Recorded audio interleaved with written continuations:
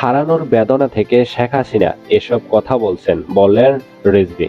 BNP senior যুগ্ম মহাসচিব রুহুল কবির রিজভী বলেন, দেশের বিভিন্ন মিডিয়াতে একটি খবর শোনা যাচ্ছে, পার্শ্ববর্তী দেশ থেকে স্বৈরাচার শেখ হাসিনা বলছেন তিনি নাকি বাংলাদেশের প্রধানমন্ত্রী। তিনি হারানোর বেদনা থেকে এসব কথা বলছেন। তিনি বাংলাদেশটাকে একটা জমিদারি মনে করতেন, শেখ পরিবারের জমিদারি। দুপুর 2:30টায় দিনাজপুরে বৈষম্য বিরোধী আন্দোলনে গুলিবিদ্ধ আহত দিনমজুর আব্দুর রশিদের পরিবারকে আমরা বিএনপির পরিবার এর পক্ষ থেকে আর্থিক সহায়তা প্রদান শেষে সাংবাদিকদের সাথে কথা বলতে গিয়ে তিনি এসব কথা বলেন।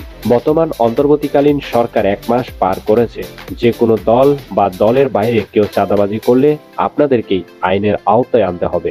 এই সরকারের প্রতি গণতন্ত্রময়া সকল রাজনৈতিক দলের সমর্থন করেছে। বিএনপির কোনো নেতা কর্মী চাঁদাবাজি করলে তাদের বিরুদ্ধেও ব্যবস্থা গ্রহণ করা হবে। অর্থনৈতিক কর্মকাণ্ডের সাথে জড়িত এই পর্যন্ত 5 শতাধিক নেতাকর্মীকে দল থেকে বহিষ্কার সহ মামলাও প্রদান করা হয়েছে, যা বাংলাদেশের রাজনীতিতে এর আগে কোনো দলে দেখিনি। এই সময় বিএনপির রংপুর বিভাগীয় সহ সাংগঠনিক সম্পাদক আব্দুল খালেক, আমরা বিএনপির পরিবার সংগঠনের উপদেষ্টা ইঞ্জিনিয়ার আশরাফুল উদ্দিন বকুল, আতিকুল রহমান রুমন, সদস্য সচিব কৃষিবিদ মোহাম্মদ মকসুদুল মমিন মিঠুন, সদস্য বিশিষ্ট ব্যবসায়ী আবুল কাশেম, স্বেচ্ছাসেবকের দলের কেন্দ্রীয় নেতা আরিফুল রহমান তুষার, দিনাজপুর জেলা বিএনপির সভাপতি অ্যাডভোকেট মোফাজ্জল হোসেন দুলাল, সাধারণ সম্পাদক বখতিয়ার আহমেদ কোচি সহ জেলা বিএনপি ও সহযোগী সংগঠনের নেতা কর্মীরা উপস্থিত ছিলেন।